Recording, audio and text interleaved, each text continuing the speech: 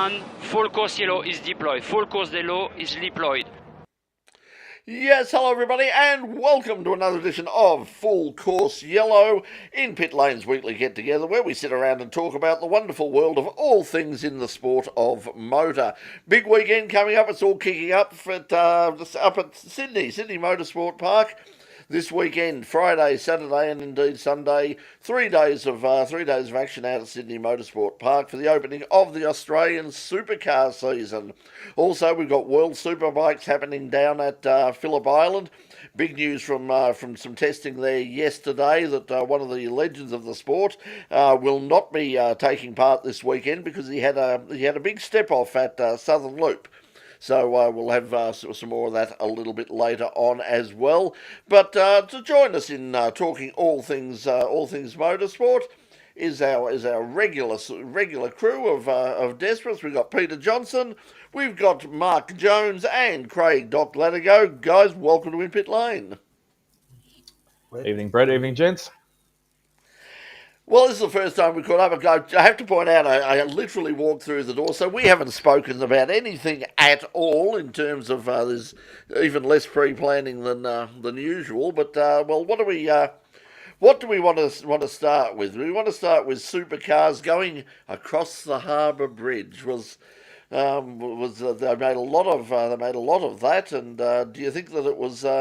Do you think that has fired up the normally apathetic denizens of Sydney to head out in record numbers on the weekend to check out the opening round of the supercars at Sydney Motorsport Park?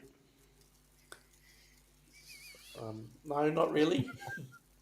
I think that sums up, really. Everyone's jumping at once. Just a question. Yeah. It's not like Webber's Williams. Yeah, it's been done before. So yeah, it's been done by a Formula One car before. But just I shouldn't I don't usually when I'm on the show with Brett when we used to do it. I suppose we're on YouTube. You can a lot. Did all teams have representation of vehicles there? I didn't see it. Not all. Not all the teams. It was not everybody was there. It was Red Bull and. I think we had 4 Mustangs and 3 Chevs or something, or perhaps the other way around. I didn't take much. I'm going to throw it back at you, Brett. You've been up there before, flown up and done a whirlwind weekend up there and checked it out. Oh, it's a whirlwind, an absolute whirlwind. Sorry, one of those little bloody plastic whirly things that you get with it at the show. How did you compare it from one of your previous ones? Well, I don't think it's had any great effect at all. The thing about it, when you talk to people up at Sydney, they talk about the track formerly known as Eastern Creek as if it was sort of somewhere beyond the back of Burke or something, and that they had to cross over flooded rivers and crocodile infested lakes and all sorts of things to get out there. You talk to them and it's just awful out there. It was in the middle of nowhere, and it's not that far out. It's not that far out of Sydney. I mean, it is a bit of a pain in the arse driving home with traffic. The only couple of times I've been there, it's the traffic has been, and they haven't had a big crowd, but it was still the traffic was pretty crook. But well, I've always thought that Eastern Creek was an outer suburb of Broken Hill previously.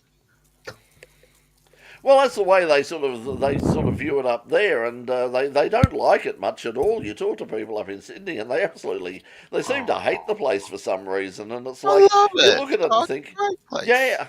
Well, Mad Max is on Channel Go tonight. Mad Max is on the movies on tonight. So there you go. I was just surfing before. Speaking of what you reckon? You reckon Mad Max was filmed at Rudy Hill, was it? I think the fact that is one of my great ambitions is to spend a night of entertainment at the Rooty Hill RSL. The Rooty Hill RSL, of course, absolutely famous. If you grew up in the 1970s and watched the Don Lane show, the Rooty Hill RSL was legendary. So I want to go out to the Rooty Hill RSL because it's just down the road from there. In fact, the last time I actually went to Sydney Motorsport Park, the man who's just joined us, Richard Outram, was in fact with me. That was the A1 GP, wasn't it? That's Did right. you think it was such a horrible place, Richard? No, I thought fabulous track. Yeah. Lots of configurations, plenty of good viewing areas, lights there. The restaurant wasn't too bad. We were Food was pretty Victorians, so good. they hated us. They did hate us. They hated us from the moment they found out we were Victorians. And Yes. hasn't Well, yeah. changed. Nothing's changed. They still hate Victorians. Oh yes, and very much so. and we ignored the fact that Sydney even exists. If it wasn't for the fireworks, we'd forget about it altogether. Um, Well, I uh, do believe that most of New South Wales exists to provide passage from other states to Mount Panorama. Well, that's it. yeah, I mean, that's the I mean, that is the centre of the universe Yeah. up in New South Wales. I mean, without a doubt. I mean, look, it's very hard to get them excited about much at all in terms of sport in Sydney. I mean, we've seen.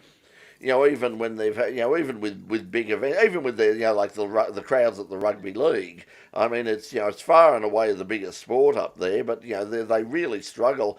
And I think the other day they had some sort of pre-season. It was a bit like the Indigenous game, state of origin type thing that they had over at Perth, which got around 40,000 people. And somebody said the equivalent in Sydney got like less than 3,000 or something. This is not having a Well, go the at real anyone personally up there, but anytime the New South Wales government decides to make a bid for a major sporting organisation or event that's held by any other state, namely most of the time Victoria, you talk to any of the GP, and I mean general public, they go, "What are you bothering for?" yeah. Seriously. It is true. Like the national sport of New South Wales is the most competitive sport in Sydney is real estate speculation. Yes, yes, and they're very Oh, fond of just staying at home. I mean, like if you go, I mean, even when I was there briefly, coming back from Bathurst in the afternoon, it was, compared with, I haven't been to Brisbane for a while, but certainly compared with Melbourne, there was no one there. I mean, in the city, it was pretty, but there was a lot of advertising everywhere. I mean, right throughout on some of the trams, on billboards, on video walls. There was at the airport. There was stuff everywhere advertising this weekend. So they're certainly pushing it. The interesting thing is it is going to be on. It is part of the deal that they will be on Channel 7 for this particular round, and that was once again because of the government involvement and taxpayer dollars, they insisted that it was on free to air. However, they're not going to be on free to air on the Friday night. Apparently, that is something that's very specific in the contract with Foxtel. Is that basically that they can, apart from Bathurst, they can show stuff on Saturday and Sunday, but they're not showing anything on the Friday. So if you want to see what's happening on things like qualifying under lights and all those sorts of things, and the first appearance of sort of new drivers and the new liveries of the cars, you'll have to be watching Foxtel or KO or whatever. Um, Richard just gave me an idea. He put his cup to his mouth. I'm not sure if there was any caffeine involved in it. Probably not, knowing Richard. It'd be spiked, self-inflicted. But they do try and claim up in New South Wales they have better coffee than Melbourne. But somehow they're still on a landslide there, because even anyone that comes from America or anywhere around the world, the affluence, they say Melbourne still takes the cake. So anyway, I got a question. I want to get right off the subject completely, but still on hang on, no, motorsport. no, Where the let's stick to one Christopher subject Richard? at a time at the moment, because we'll talk about we'll Richard? talk about Supercar at the moment, because we'll get that out of the road first, because there are some changes, and we'll go through some of the changes that are coming up on the weekend, in terms of go through like team by team, and get our previews and our tips as to what's going to happen for season 2025. Not a lot of changes. There's a few changes for a few teams that are interesting, but start at the bottom. Blanchard Racing have got Aaron Love and James Courtney once again, so nothing has changed there. Aaron Love is interesting. He came with quite the reputation, but I suppose after his first year, this will be a year where he'll really sort of he'll really sort of kick off. And by the way, Paul, yes, I'll be talking about that a little bit later. Just yes, some sad news today. Yeah, personally. Okay. Yeah, let's get back on it. Blanchard, Aaron Love, and James Courtney on his. He's doing a John Cena. He's doing his, this time's the last time sort of thing, going around his farewell tour. I mean, do we expect? Are they doing anything other than making up the numbers? I don't mean to be harsh, but I don't think so. I think they're making up the numbers. Well, JC pops up from time to time, Yeah. He's, and if I guess this is, and he's going to be putting, the bit of extra special effort for his final tour, his Brock 97 last lap of the nation. It's so we'll look forward to seeing some of his more combative. His more combative tendencies firing up for one final time with and if Aaron can't beat JC for most of the season, perhaps there might be he might find it difficult to progress into another season.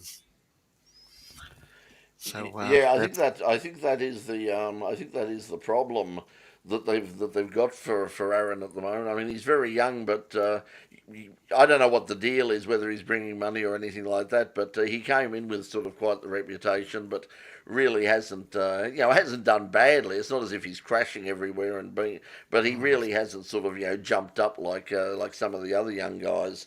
We've got some more young guys, just coming up round the corner. Also, BJR, they've got 4 cars. Brad Jones Racing for Andre Heimgartner, Bryce Fullwood, Jackson Evans, and Macaulay Jones. Macaulay is there for reasons of nepotism, basically. So Pizza Hut. And Pizza, yes, and Pizza Hut. So SquarePants. They've got the sponsor mate. Jackson Evans is a very talented driver. We know that from his GT and his Porsche racing stuff. So and also on his day, that car's also owned by the Jackson's car is owned by the Smiths family, who used to race that car, and so he's their guy in the championship. And Tommy Smith. Sorry. Tommy Smith's coming back as well, yeah. Yeah, for the Enduros. Yeah, that was announced today that Tommy Smith will be coming back for the Enduro, so that's where that money's coming from. What about Bryce Fullwood? I mean, is he in the same sort of boat as Aaron Love, that a young guy but hasn't set the world on fire? Just like Jackson, as you said, Jackson's got the great pedigree in the GT racing and stuff like that. I just don't think he's had his full potential. I mean, he got boxed around. I was watching front of centre at the Grand Prix last year when I was sitting in the Prost of the centre stand there, and he was just in that second or third last section, and he just really couldn't get out of the blocks. Getting on to Bryce just makes some silly mistakes at the wrong times. Bit like Bathurst there a couple of years ago when he took a few out going across. Sort of like, love Jimmy Golding, great guy, Warrigal boy out the road, but he seems to be on fire 1 minute and hot or cold. But yeah, Bryce just can't seem to have that breakout top 10 or a bit of consistency there. So anyway, you'd have to think that like Aaron, there's a few of these guys, both the young and the old guys, that are going to really have to perform, because there is quite a logjam of talent sort of coming up behind them. So and some of that talent is coming through for Team 18. It's out. Mark Winterbottom in, Anton De Pasquale joining David Reynolds. How do we think Anton's going to? There's a few people out there within the supercar ranks who are sort of expecting Anton to do extremely well in this situation. What do we think? If he drinks bloody Davies energy, new tradie energy drink, he'll go like great guns, won't he? I think that would be the hope. I think. Brett, how when he did was Mark Winterbottom stay on the grid for so long? Hang on, Pete. Keep I going. think, Plough through, Pete. Sorry. I think Sorry, when Anton was at Shell Racing, Dick Johnson Racing, I think a lot of times reliability was an issue. So I think he'll do better at Team 18 than he did at that than he did at DJR. It'll be interesting to see. I mean, the team 18 are certainly spending. Charlie's spending a lot of money with. They've just moved to new premises. The premises just they're basically across the road from the old premises, but they're much larger. And the rumor is still going around that they'll be the second of the Toyota teams. And there could be the announcement. Some people are saying the announcement could actually come tomorrow. Tomorrow, for those people, for the handful of people in Sydney who actually might be still watching us at this stage, if indeed anybody, if you go out, you can go out to the test day tomorrow at Sydney Motorsport Park. Although I do believe you do have to have tickets. They're free, but you've got to go. Apparently, you do need to go onto the Supercar website and pick up those tickets. But once you get them, you can go out and check out the action tomorrow. So it'll be interesting to see what the times are. But I imagine there'll be quite a few. They'll be stealing some bags of sand from the state emergency service somewhere as before they head out on Friday. So. I'm going to answer your question, Richard. When you win a championship, aka JC, who's still on the grid for another John Farnham comeback tour. So when you win a championship, you somehow get to stay in the industry as long as you want to, and the teams work on marketability because you have won a championship at some stage in your career.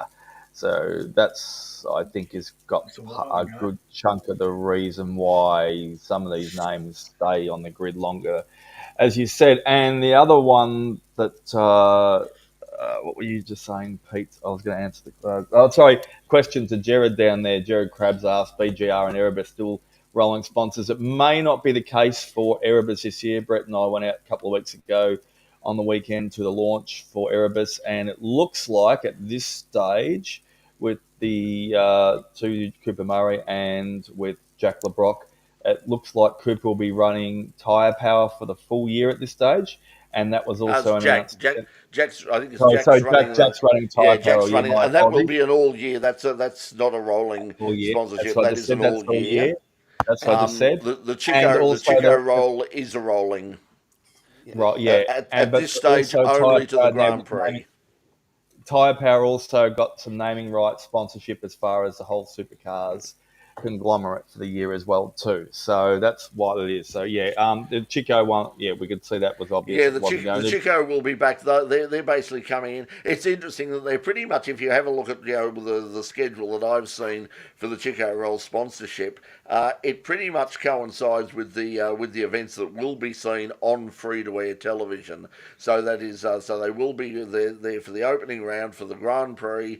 And then they'll come back for. They'll certainly be back for Bathurst, but I think they're also doing most of the Sprint Cup, most of the Endurance Cup and the finals as well. So they'll be on quite a bit, but no, they're not committed to the whole I have year, a funny as well too. I don't know if you noticed. We forgot to mention it, Brett. I did notice. I was going to say something. Barry Ryan was wearing the Chico hat on the day too. As you would, as you would. If you know the controversy that goes back for that one hat. What do we think of the fact that they're going to? I mean, they're breaking up and I think it's a good thing. They're breaking up the season a bit. They're going to have the finals. They're going to have the Endurance Cup, but they're also going to have the Sprint Cup, which will be for the champion, whoever wins sort of most of the sprint races. They're going to get a pathway straight into the finals, which I think is a good idea. But they're also going to win the Sir Jack Brabham Cup, which isn't a cup, it's a steering wheel.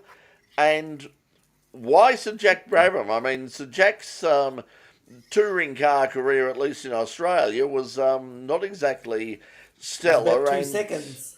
yeah, it lasted. It Brief. didn't last long at all. He got a couple of races in here and there, but he really isn't synonymous. I mean, one of the greatest racing drivers and that Australia's ever produced, an absolute legend of Formula One.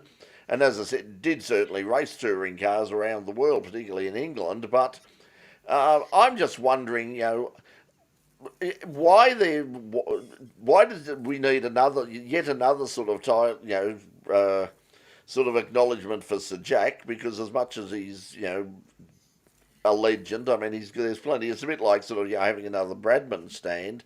There's sort of there's Brabham things everywhere, and we've got a Brock Trophy for Mount Panorama for the Bathurst, which makes perfect sense and is very well deserved. I'm just wondering why they didn't take this opportunity while he's alive. Although he wouldn't, he might not know too much about it, even if it happens because of his medical condition. But why aren't we running for the Alan Moffat Trophy? I think, well, if I might suggest, I think Moffat's name might be more appropriate for the Endurance Trophy rather than the Sprint Trophy. That was the only It's thing just that my I thought personal- of. Mm. Yeah, so I would hope that they would do that. Yeah, and maybe Ian Gagan might be a better suggestion. That was the other one for I thought. Sort of, sprint. yes. So I mean, even Bob Jane or something like. But somebody who's got a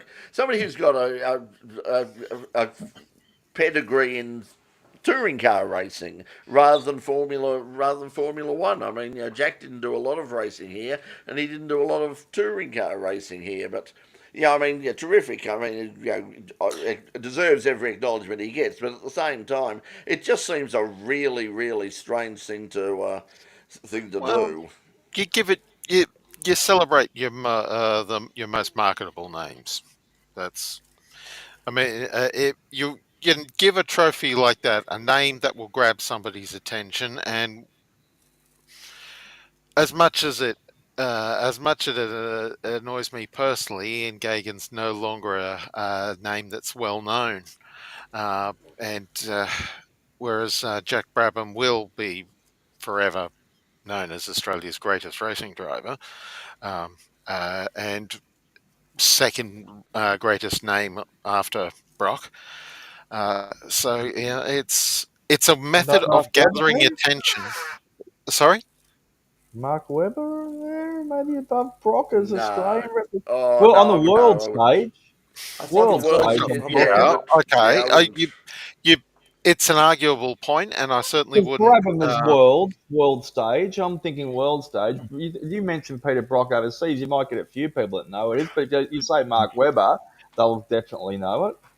But on that, based my on point was at that, the you put time- Oscar Piastri. Oscar Piastri Well, would yeah, be known but by he's not. more He's people. not the legend status yet. He hasn't got the age and got the career behind him yet. My, Whereas Yeah, my Mark I'd point Webber, say- was biggest name when I made mention of Brock, rather than because he is and will be for all time the likely the biggest name in Australian sport, even bigger than in Australian motorsport, bigger even than Sir Jack, because of that, the whole charisma, folk hero, his constant presence in Australian on Australian television and marketing beyond his racing career. So he does have that sort of number one name. I think actually, But- Jared. I think Jared might have it right here in terms of the Repco. It's a Repco sponsored trophy, so they want to go with the Brabham name. well, yes. So that would possibly Good make point. Well, yeah. sense in tying into the Repco Brabham name and Of the course. Repco Brabham history. There's So I someone suppose who- there's that to it. There's Oh, someone absolutely. who did race. Yeah. There's someone who did race touring cars or supercars, and they are well known around the world. That we could call it the Captain Chaos Trophy. Well, yeah, I'm not We sure. could, but I don't think it's no, thank you. He's slightly better known for two wheels. yeah, I know. With Coca-Cola sponsorship. Yeah. Anyway, But But anyway, so But yeah, let's go back. Let's go back and well, just yeah. quickly go through the go through the rest of this I just want to go, this field here. one more thing. I reckon someone's get sanctioned this year because of that Sprint Cup and the Endurance Cup, and you've got all those the last few rounds and all that sort of stuff. Someone's going to put some expletives out and crack it and spit it and say what they think of it, I reckon, with a few rounds to go, whether they get cut or they included or whether they deserve it or not. I reckon someone will get sanctioned this year. They're just going to throw it out in a limb.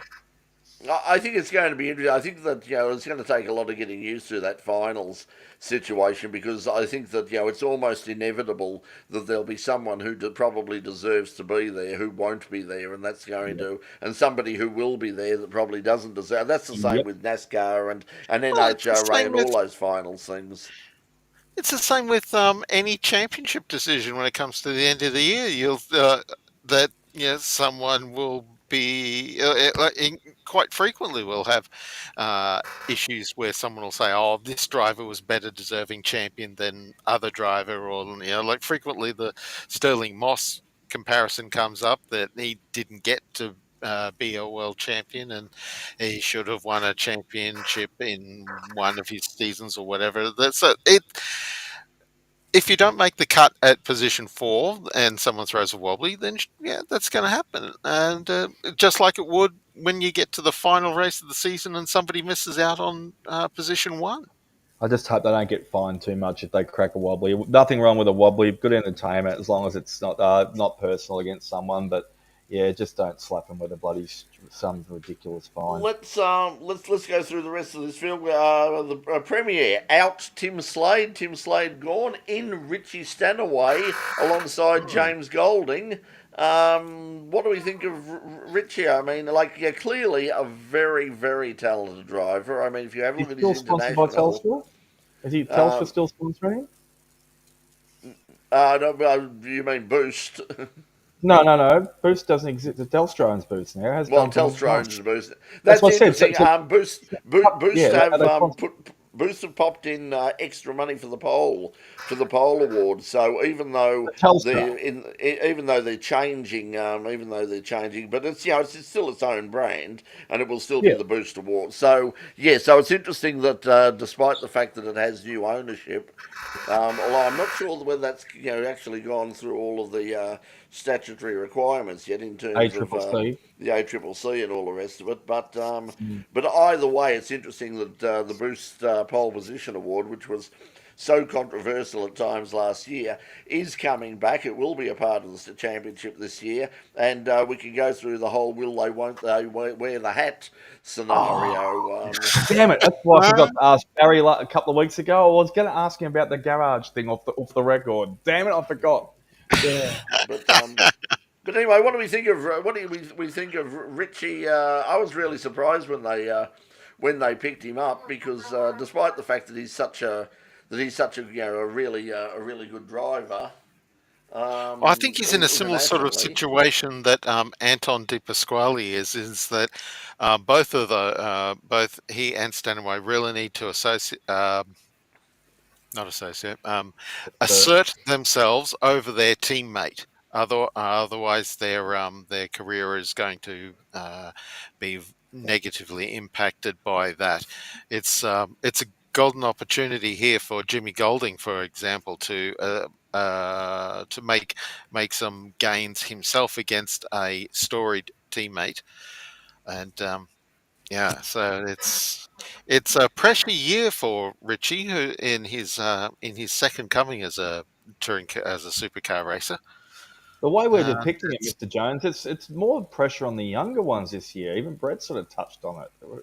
Is it more the younger brigade got more pressure on this year than the older ones? I think it's well, anybody some who of them. doesn't perform. I mean, I think this is the problem now. I mean, with so many Super 2, and the thing with the people who are coming through Super 2 at the moment is so many of them now, and there's no other way to describe them, are sons of rich fathers, and there's going to be a lot of pressure. It's not like the fact that they can.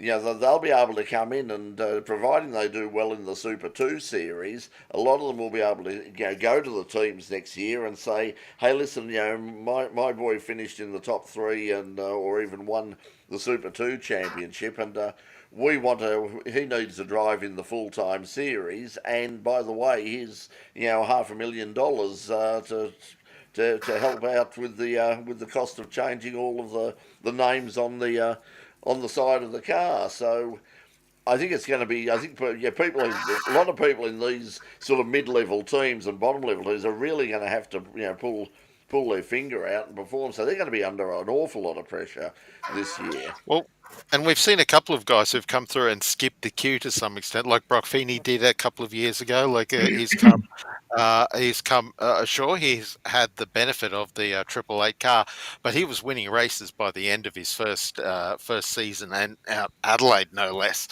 And Kai Allen is in a similar position. Like he's done this sort of local version of Oscar Piastri, where he's just been so impressive in each ladder series that he's come through. So it will be if yeah. So that's. I think some of these guys who've been in the series for 3 to 4 to 5 seasons are going to be measured against guys like Kai Allen and Cooper Murray, and for progress, and they may find themselves that they're running out of time, and Another have moved team.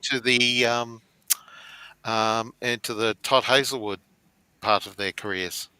Yeah, another team that where they've got a couple of drivers that'll be have an interesting battle, sort of the older and the younger driver, is Matt Stone Racing with Nick Percat and Cameron Hill. Cameron was another one who came in with a lot of respect, not just from based on his not just based on his results on track, but also, according to a lot of the drivers and a lot of the people, a lot of the engineers and all the rest, he's very well, for a young guy, he's very well respected for his motorsport knowledge and his sort of, his savvy. So he came in sort of with a lot of people expecting him to do really well. Nick Percat's been around for a long time and just sort of pops his head up every now and again and goes, "Hey guys, remember me? I'll just get out of the way now and disappear for another couple of races." But he's always there or thereabouts. You can't rule him out of anything. And there are some circuits, including on the Adelaide Street Circuit, where he just seems to do really, really well.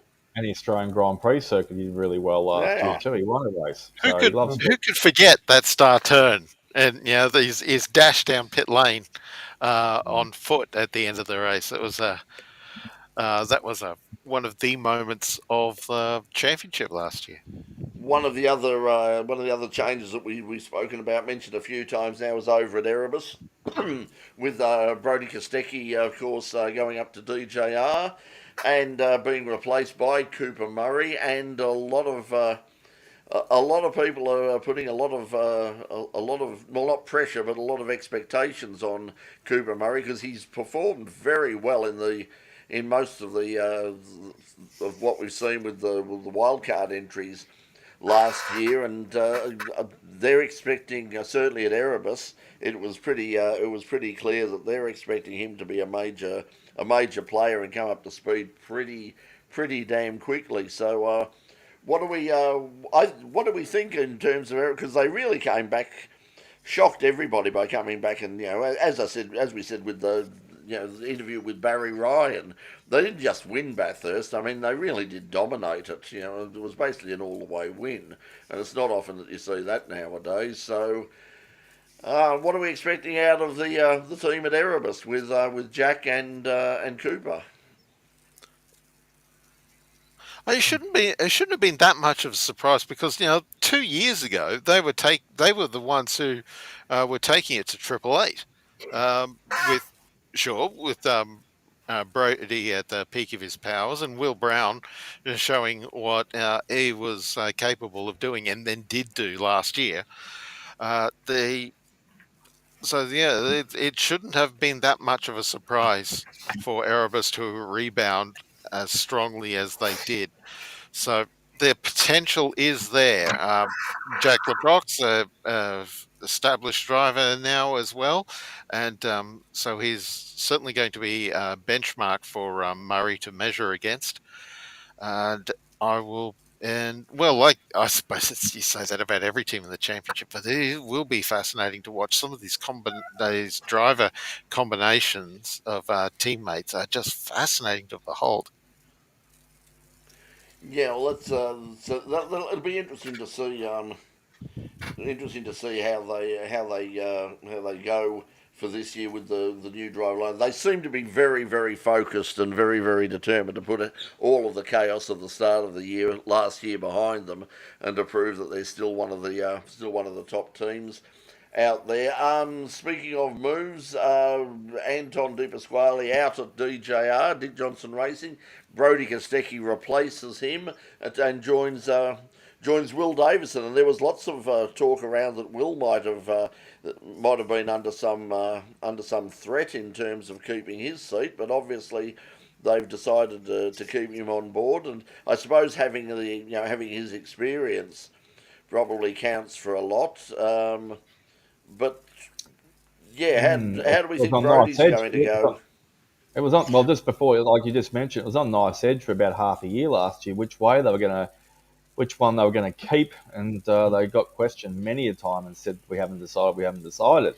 So I think, yeah, it was a little bit surprising, especially with Will and Rihanna. They've got the family now, and maybe a little bit more time off the track might have been appreciated by Will. But it seems like, yeah, they've gone with it. But if they're going, and Brody doesn't need his hand held by any means, so you'd have to think that Will might be a able participant and not necessarily setting the world on fire, or maybe he might just get into his own realm, just go about racing each week and sharing the responsibility of the media, because it's going to be centered around both of them as much as not just himself or Anton. So there's going to be. So let's see how it pans out there. And you never know. I think what Jared is saying there is because it's not just Brody who's left. There's some of the engineering team have gone with him, Barrett. including the chief engineer. So as Jared is saying, it might just take a little while for everybody to gel and to sort of sort things out. But Barry was certainly they were confident. They were all very confident that they'd be hitting the ground running, and that they'd be making a good. I think Goes for DJR as well too. It might take a little bit of time to settle in. I think getting back to DJR, I think if Brody does very well, and and then he kind of leaves Will back in the shadows, I think Will be under pressure this year if Brody does very well. Yeah, you'd have to think so. That's another one to look out for, because they're not in a position to keep passengers anymore. There's just so much talent out there. Speaking of changes as well, another change. Richie Stanaway out at Grove Racing, and young Kai Allen, who was at DJR and was basically being sort of spoken about as the replacement for either Will or Anton, has moved over to Grove to join Matt Payne, who's had some very good performances. He's done very well. So interesting choice, and interesting that DJR would be prepared to let Kai go at this stage. Yeah, he's got some big raps on him, hasn't he? I think it just came down to simply that there was a seat available at Grove and there wasn't at DJR, at least not yet. So that's what it simply came down to. That there was a chance for Kai to step up into a full-time role, and I think this is going to be one of the most interesting. I mean, there's the potential here for Grove to, if Kai runs well, they could quite easily become the second best Ford team past Dick Johnson. racing. If Matt Payne and Alan can both deliver, and with Triple Eight moving back to Ford, and with and Tickford wanting to corner as much of the Ford finances as possible, there's quite a bit to fight for amongst Mark Allen the. Jones, thank you for reminding me. You just brought up. I wonder if we'll get a Penrite / Monster Energy car bingle with an animated Monster Energy driver out the door, carrying on like a pork chop in a couple of weeks' time. Like I looked down the bottom of my stand last year, and I thought, I haven't seen a driver interaction like that for a while. I do remember there was a Alan Jones and Mark Scaife at Simmons Plains quite some Oh, time yeah. ago. It got really quite animated. Yeah. Yes, yes, of course, Maybe more Russell than a Ingall, and Mustang. Maybe they're, of then course, the most famous of all, Tony Longhurst and Paul Morris. So Yes. Oh, these things happen. Ambrose Scaife and and a Scaife and Kiwi. Ingle at Eastern Yeah. Creek. Yep. Yeah, Look, Oh, and of no, course Murphy and Ambrose Murphy and at Cutters. Ambrose. Yep. that's what I said. Kmart What's and an Ambrose, a Kmart driver and an Ambrose. Yep.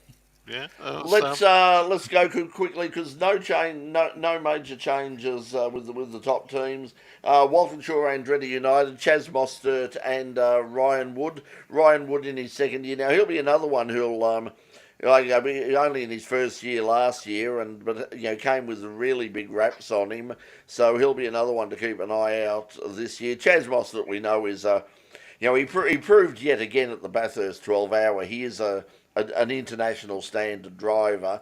He could basically fall into pretty much any major race series in the world, you'd think, in terms of And GT especially with a yeah. roof, in terms of GT or even in the prototypes, and be very competitive up against everybody. So Chaz would be one of the favourites. He Also would. up at Pete. He would, except that last year WAU suffered a bit with what Tickford did for a while, where they fell over themselves and got a lot of penalties and made silly mistakes in the pits and as a team.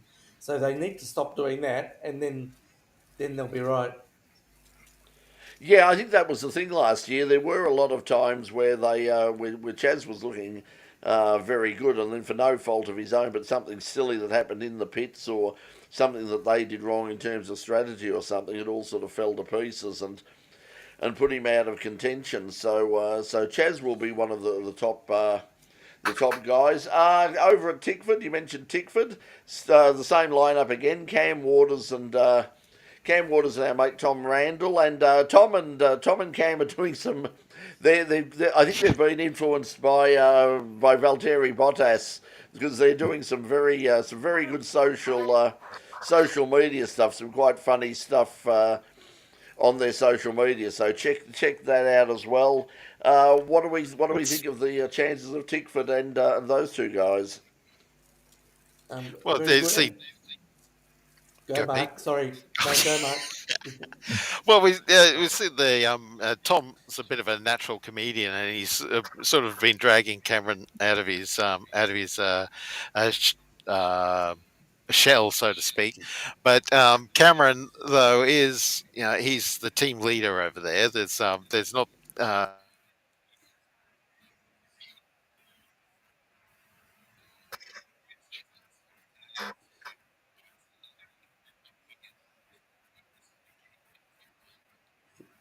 And Yeah, so sorry. if someone who isn't driving a Red Bull Camaro is going to be champion, it's going to be either Cameron or Chaz. And Cameron just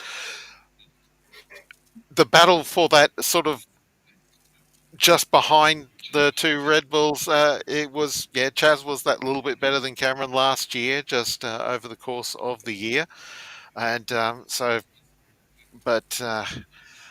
Yeah, And there's a lot to play for there. They're in, Cameron's very much a senior driver in the championship. So Randall, in respect, is the has to. I think Tom Randall might be under a little bit of pressure this year. He did have some very good results in the latter bit of the season. He had some really good races in the latter bit of the season, so I think he will come up. I think the other thing too is I think Tom is realizing. I mean that he's got to get a lot of mongrel because he's just a natural. I mean we've known Tom for so long, and he and his dad are just lovely people. And I think that, but he needs a bit of mongrel in him at times. I think he's sort of developing it. He'll become old and cynical like the rest of us. So that can only be a good thing. And then of course we've got the at the top of the totem pole the old firm Triple Eight, Red Bull Racing, Ampol, whatever you call them, soon to be the Ford homologation team in their last year with the Camaros, Brock Feeney and Will Brown. And Will Brown, I don't think we mentioned it last week, the winner of the New Zealand Grand Prix, and didn't just win, he went all through the way, raced. Got a great start. Brock Feeney actually was on pole, which was interesting. When you look at all of those, those young guns from overseas, including some people who are already signed to Formula One development contracts and all the rest of it, and it was a couple of supercar drivers who were up front, and eventually one of them won. So we know that they're talented. The only thing I'm wondering is, with them focusing so much and looking towards 2026 and the Ford thing, will the Chev development or anything be put on the back burner or anything? Could they take their eye off the main game a little bit? No, BGR said they're going to start making their own chassis this year. So they're not even going to rely on the Triple Eight made fabrication now. They're just going to do their own. They'll still get some parts and stuff off them, but there's less of a demand from them. They won't go. They've already also come out and said that they will not make any new chassis themselves this year at this stage because of the current cars they've got there. Unless there's any major damage, they will not be developing any more. So they're not going to do. The welding department might have a bit of a quiet year, fortunately for them. And I think you've got two talented drivers there, and they'll just probably come out with the usual spin, the usual the rubbish they come out with. Just let them race and have fun. We'll support them both as much as each other, and whoever comes out with higher on points, they'll win the championship. As the way it happens. Now, just quickly before we go now, tomorrow morning, 7 o'clock tomorrow morning. Who's getting up at 7 o'clock? Well, I know that Doc and probably Mark will be well and truly up at 7 o'clock because they'll probably be either heading off or in Doc's place at work. But I'll be a Footscray or something. Yep.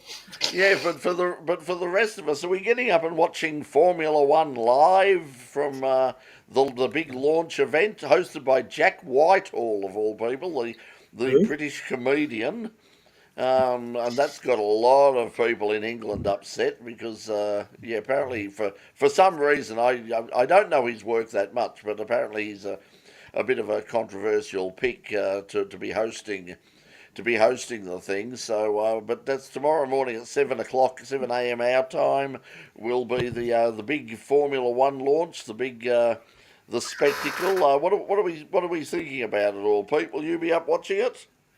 Probably not. I never watched. I never watched the launches, or I never paid much attention to the launches of the individual teams anyway. But I'd rather see them, moving, driving, because that's what they do. YouTube it tomorrow night. Excuse me. Rather than on a rostrum, just hello, this is the Williams. It has, the only reason I'll be watching is it has cringe television written all over it. I'm just Go for it, Brett. it's live. It's got somebody hosting it who knows nothing about Formula One. Fully It could endorsed be by Brett Ramsey of In Pit it Lane. You it can could hold be this man accountable. it could be delightfully chaotic. It's yeah. So He's anyway, on yeah. So we'll see that appearing tomorrow, on Rotten 7 o'clock. Tomatoes tomorrow night, giving it Right. a one fresh fruit tomato of 1 star. Could it be Before we more wrap or up, less interesting than maths? I have no No, idea. I have no idea. I'm not even going to go there because I don't watch it either. I was going to quickly No. run over some MotoGP as well, though, too, since there's not much Formula One news. Huge news, though, because I talked about it last week. Ducati have decided after the last day of testing at Bornholm during the week, they are going to run the 24 engine. So for the next 2 years, they are going to stick with the old spec engine, which the satellite teams, the other four bikes, the other two teams also have exactly the same engine. And a really good question was put to by one of the commentators. So if you're going to be running the 24 engine, and a lot of the bike's 24 because that's what is surrounding that engine. How much of it is in fact new? How much of it is in 25 development on it? And they said the only two things are is the electronics and the suspension. So everything else on the bike is still 24. So for 2 more years, they're going to be running Well, if that. it ain't broke. Yeah, I know, but that gives the other teams a bit more of a chance. And then Bastianini, he said he whispered in an interview. I only heard it off the cuff, and he wasn't happy. My riding style does not suit this bike, and so he's on the KTM. So it's struggling with rear grip and front chatter. But that ask Jack Miller, he'll tell you all about that for about a year's worth. He will Yeah, not, I he was will bang going. on You'll bang on about rear grip and front chatter if you want some feedback on that subject at KTM. And Maverick Vinales is up to his usual tricks. Congratulations, you get quote of the year. You'll probably keep it for the year. You'll just get better at it. Complaining about braking. He doesn't like his brakes. So he's Maverick. He's the best whinger in the business. So congratulations. Fabio Quartararo did come out with some serious stuff. He's usually a good bit of a character and good fun to listen to and have a chat for. But he's having a bit of trouble with front feel. And last one is Mark Marquez is absolutely dominating. Surprise, surprise! It didn't. He was thereabouts in Sepang, but over there at the Thailand Chang International Circuit, which they're going to be racing in the next week or two as well too. He smashed a 128.855, which is a new testing record. So they interviewed Bagnaia, which is his teammate that won the championship last. Oh, sorry, Jorge Martin Oh is yes, still. how is he? As I said, he had that broken finger, I think, and 3 toes. So he's on the mend. So they're expecting to be racing in the first race. However, Brett's got some there. I don't know where he's gone at the moment because he's all blacked out. So he's probably just gone to start heating up his dinner that he was talking about before we jumped on air briefly. He has got some in the ticker down the bottom there. So big news down there at Phillip Island today in the first day of testing for the World Superbikes leading up to the first round down there is that Top Rat Razgatlioglu has been had a bit of a high side in the first few laps, but he got up, totaled the bike, and managed to jump on the practice session 2, and didn't seem too ginger about it. But a huge one, Johnny Ray will not be competing in the first round. Had a big one as well too. I only saw slides of it. I don't think they actually got that live on camera. And he is off. He was off to hospital, so I don't know. He could be at the Cabrini, Austin, St. Vinny's, any of those ones right now. Maybe even Bathurst International Airport. He is in a bit of trouble. He's broken his leg in 3 places, but I think it might be the lower half below the knee. I'm not, but don't quote me on that. But they didn't say exactly what part of his leg was. So yeah, it's throwing up all its usual stuff there at Phillip Island. The weather looked good. And we'll check out day testing 2 tomorrow if you want to jump on a YouTube. So with Brett suddenly jumping off air, I wanted to ask the man to my right, if you're looking at the screen, his assessment of the Sandown State Series over the weekend, if you did have a look at it. And the second part of the question is, you're probably glad you weren't in it, but why the hell weren't you racing? Well, actually, I'm not racing because I'm injured. I was had an operation some weeks back, and I'm still recovering. And That's all back. I'm almost about recovered. Cool. I chopped into Did you it. watch They the got State Series? No, I was actually covering the IndyCar, the NASCAR, which was a bit of a mistake because though was it KO's putting its prices up, they're putting the quality of their coverage down. It was. I still don't even know what happened. Sorry. I'm not sure that you can entirely blame KO for that. I mean, there was an enormous delay in the middle of the race for a thunderstorm that took like what? No. 8 hours? I'm talking about no. They dropped they dropped the whole out, section. and the commentators couldn't catch up until later in the race. And then I still don't know why Shane crashed out. What happened? Where? When? They didn't test that or anything. They didn't test that. So it was in a bit of the race that went missing, actually, didn't it? Yes, it was covered by Motorcycle Grand Prix, and it suddenly. And what was worse, it went on and on and on. So I just left it, came back, and then suddenly all the vast majority of the motorcycle had just disappeared. And then, then they went back to the NASCAR. But then they didn't finish. They dropped out again, and they never went back. So you never saw the end of it. So there's a lot of emails. They eventually, if you went back a day later, or I did, I went back hours and hours later, it had been shortened and all those bits had been cut out, except a big bit in the middle where you didn't know what the hell was happening. So the editing crews have gone up. The editing crew went on a long weekend, and the production crew had no idea what to do. I think something like that.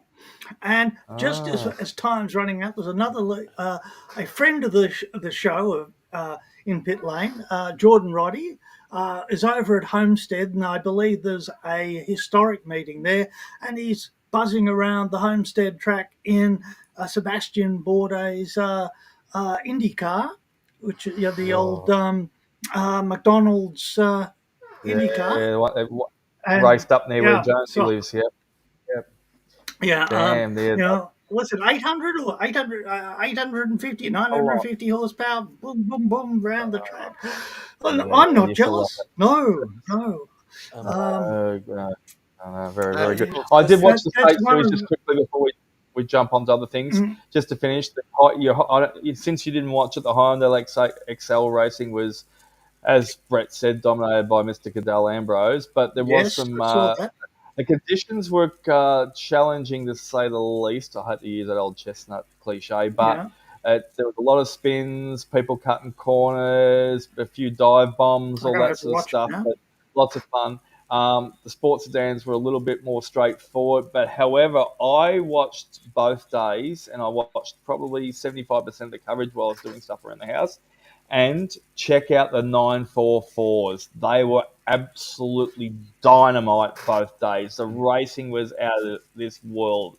You never think you'd probably have that. You thought they'd just run around in a procession and behave themselves and not want to squash a bug on each other's windscreen. But no, they went hammer and tong, and they were quite entertaining, including Mr. Mark Torbitz, who's the president of the club these days and was on our show a couple of years ago. Great character. Their mascot's the bear.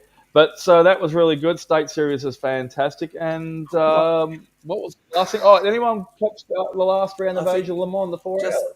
Well, we might want to just cover off before, what we had on the screen just then about the yeah, sad loss yeah, of Yeah. Phil Kirkham, Yeah. long time racer of sedans for over a decade, much more well known to yourselves than myself, of particularly course, Brett. being in the southern states compared to up here. But yeah, Phil. Um, Mm. Certainly, I remember him racing Mazdas for many years, Yeah. Brett's and put it up, so I'll read it out. Saddened to hear this morning we lost former 80s Victorian Road registered racer Phil Kirkham overnight after a long illness. Phil raced an indecently quick Centura with wife Megan in her own car. Condolences to Megan and current racer son Declan at this sad time. And Declan's a big fan of our show and has been a part of the family, the In Pit Lane family for years. And I know he looks after Brett for some of his repairs and maintenance on his car these days. So yeah, a huge condolences, and our heart goes out to everyone from the In Pit Lane family in the circumstances, and all the best for the time, and hope things get better for you. yeah, I remember Phil being one of the lower class stars of production car racing during a particularly purple patch for production car racing in the 1990s and into the early 2000s, and also, yeah, of course, ran his wife running in the series as well, uh, and yeah, it's And Declan yeah, still races himself. yeah. He races in the 6 hours quite regularly each year at the moment. Probably does some smaller stuff. I'm not sure if he's involved with the Pakenham Auto Club out here, but yeah, it was. They also passed on their condolences with a post in the last day or two about the passing. So it's very sad news, and unfortunately, we've lost another good one. Any other news, guys? Well, yeah, Sorry, the you anyone mentioned watch Stage occasional. One? Yeah, I've saw the Saturday race. Didn't see the Sunday race. And unfortunately, the Saturday race put paid to James Allen's chance of winning the championship. He and his team finishing runner up to the number 25 Algarve Pro Orica. Red Uh, flag for over an hour when I was watching it, Jonesy. yeah, there was a substantial accident in the right at the start of the first The the Saturday race. GT2, yeah, they did a barrier quite decently. They had took a long time to repair from. I remember. If memory serves, I think it was a Lamborghini. Oh no, there was a second incident where a Lamborghini got tossed into the barriers. Yeah, so there was. It was a bit like what happened in the NASCARs, where we had two accidents in very short space of, well, relatively short space of time. At only NASCARs, it was at the end of the race. Asian Le Mans, it was the start of the Saturday race. Griffin Peebles was a star again this weekend, and he helped his team. He Peebles didn't do the first race of the championship, but he helped his two co-drivers to win the LMP3 championship. So congratulations to all of them. He's been quite impressive, young Peebles, who's been uh, doing the rounds of Southern European Formula 4 in the last couple of seasons. Is reigning champion in the Spanish-based Winter Series for F4, and yeah, so another star on the rise. And Manti won the GT Championship, which should shock nobody. Am I the only one that thinks Mr. Jones has been sponsored by Captain Caveman right now? There is, You get the echo? yeah, there is a bit of feedback, but I'm not quite sure where that's coming from. It's not coming You're, from. it kind of sounds like you're just getting this. You're down in the hills over there in Kansas. Anyway, that's all right. You're getting the feedback. We're getting some funny voiceover. All good, very good. All right, I think that's All right. probably about it. Brett's the only one to go for a short one tonight, so he got his wish. He ran away, but at least he put that post up. Any other news, Pete, Richard, No, Mr. Jones? No, that'll do us. no. Very good. NASCAR was People, fun to a point. Disappointing finish, Yeah. of course, but Mm. congratulations to Yes. Byron on Byron, back-to-back victories over there. And and also the Speedway commiserations Open to WA as well too. Yeah. bit of speedway over Yes. in WA. It was also televised. I didn't catch any of it, but it seems like a bit of free-to-air is getting some coverage in a few different ways these days, or they find their way on the YouTube. It's very, very good. Well, anyway, I'm sure. Shout out to the Dirt Modifieds who are having their nationals at Warrnambool this weekend. Okay, So, yes. go for them. Very, very good. So I don't know how we're going to end this because usually Brett just says goodbye, farewell, Good amen, night. good Just say night. But good night, I don't yeah. know if he can actually, because he's not on screen. I don't know if he can actually end it. So what we're going to do is we'll do a countdown here without the in-pit lane music. We're all just going to just jump off the air. So if anyone wants to be last chance losers, Good night, everyone. everyone from the in-pit lane team here on tonight, thanks for listening to us, putting up with us, and hopefully Thank put on a you. smiling face. And thank you all the people. We'll see you that gave next us some week. comments. See you later.